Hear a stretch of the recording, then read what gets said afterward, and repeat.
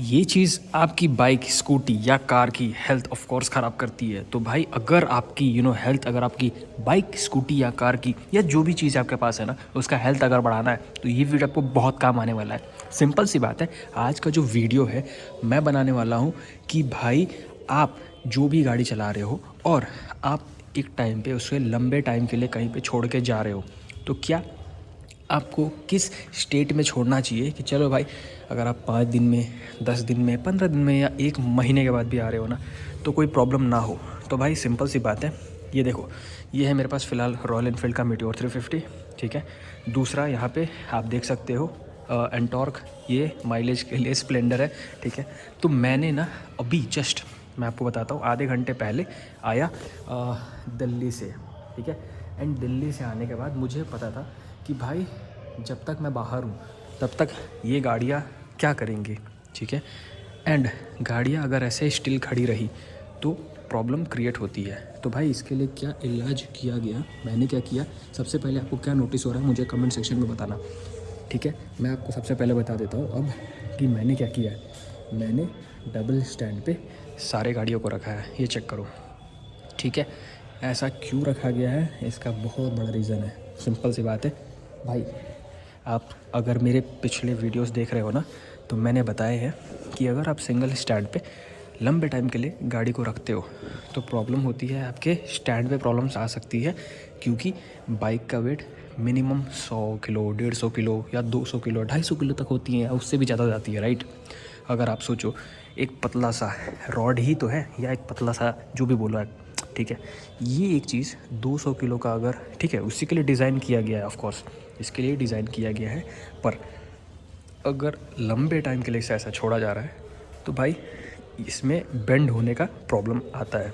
तो ये सबसे पहले मैंने ये किया, ठीक है, जो आपको भी करनी चाहिए, ठीक है। मैं ऐसा अपना वो एग्ज़ाम्पल नहीं बता रहा हूँ दोस्तों, मैं चाहता हूँ कि अगर आप कहीं बाहर से आओ तो आपकी गाड़ियाँ सेफ़ हो, और जब भी आप आओ तो आपको हवा चेक या जो भी चीज़ें हैं उसके लिए प्रिपेयर रहना चाहिए, ठीक है। सिंपल।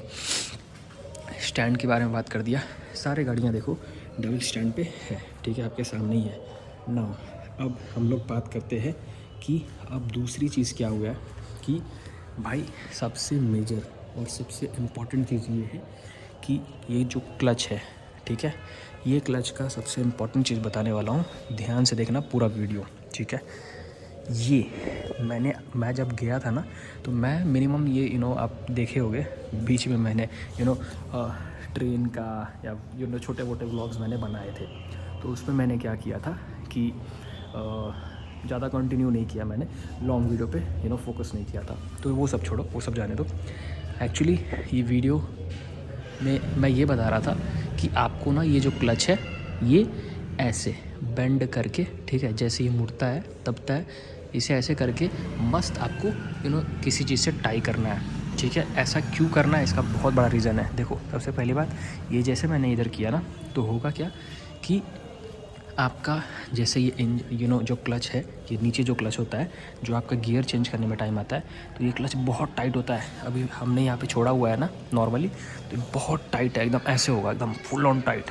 और जब उसको दाबा जाएगा तो होगा क्या कि ये ऐसे खुल जाएगा, ठीक है।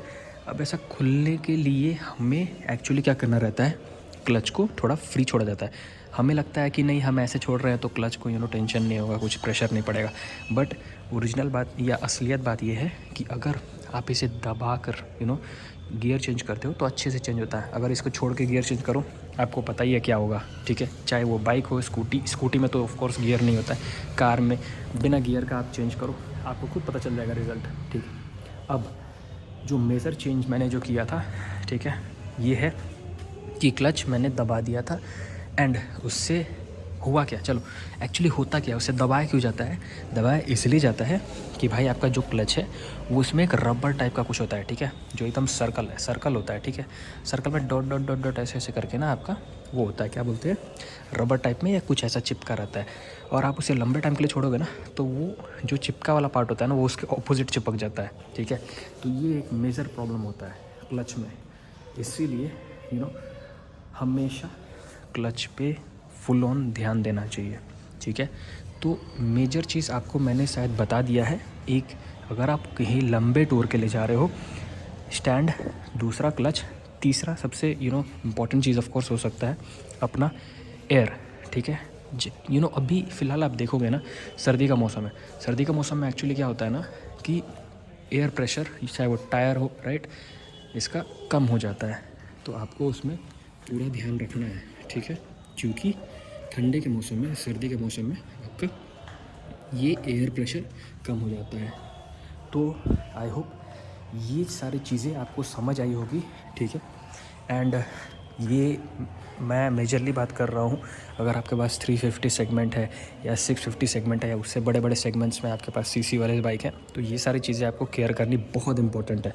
स्कूटी में कोई प्रॉब्लम नहीं है, आपको बस थोड़ा ब्रेक में ना टाइम पे, अगर आप बाहर जा रहे हो तो कोई दिक्कत नहीं है, ब्रेक्स में ऐसा कोई प्रॉब्लम नहीं होता है। बाइक में भी सेम चीज़ मैंने किया था, ठीक है, क्लच मैंने दबा दिया था, ठीक है। अभी आने के बाद ये सारी चीज़ें मैंने खोल दिया है, एंड ये होने के बाद अभी ये रेडी टू मूव है। अब मैं इसे ले जा सकता हूँ कहीं पे भी चिल मारने के लिए। बट भाई अब मैं आपको बताता हूँ हुआ क्या था जब मैं कहीं पे गया था, एक बहुत बड़े आदमी से मिलने गया था। वहाँ पे ऑफ कोर्स मैं व्लॉग नहीं कर पाया। मैं आपको ये भी बताना चाहता हूँ कि एक्चुअली मैं एक बिज़नेस फ़िलहाल ऑफ कोर्स कुछ तो करना ही पड़ता है, राइट। तो उसके लिए मैं कहीं गया था। ऑफ कोर्स अगर आप सबको चाहिए कि मैं किधर गया था, क्या हुआ था, तो वो मैं बना दूंगा, उसका कोई इश्यू नहीं है। बट फ़िलहाल जो आज का वीडियो था, जो आज का टाइटल था, ये इसी रिलेटेड था। ब्रेक्स में कोई प्रॉब्लम नहीं आएगा दोस्तों, ब्रेक्स आप जैसे छोड़ना है छोड़ो, कोई दिक्कत नहीं है। क्लच, मेरा आज का बस यही पॉइंट था, क्लच को हमेशा ध्यान रखें, ठीक है, स्टैंड को ध्यान रखो, ठीक है। बाकी आओ और एयर प्रेशर को भी चेक करो, और जब निकालो तो सब कुछ चेक करके बढ़िया से, ठीक है, उसके बाद अपना राइड एंजॉय करो, ठीक है। और कोई डाउट है तो मुझे कमेंट सेक्शन में बताना। बाकी आज का वीडियो यही पेंड करते हैं। Thank you so much for watching, and हाँ, सब्सक्राइब कर लेना।